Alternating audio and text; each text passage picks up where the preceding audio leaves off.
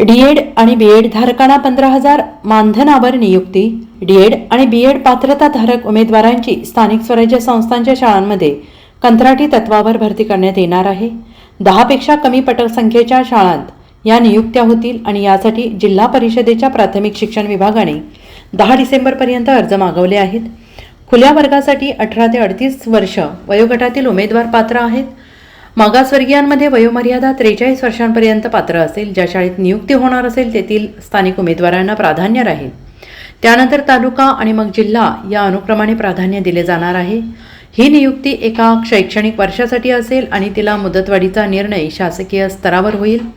नियुक्त उमेदवारांना प्रति महिना 15,000 रुपये मानधन मिळेल आणि या पदावर कायम शिक्षकाची नियुक्ती झाल्यास कंत्राटी उमेदवाराची सेवा समाप्त होणार आहे, असंही शासनाने स्पष्ट केलं आहे। प्राथमिक शिक्षणाधिकारी मोहन गायकवाड यांनी ही माहिती दिली आहे। Bureau report SBN Marathi, Sangli.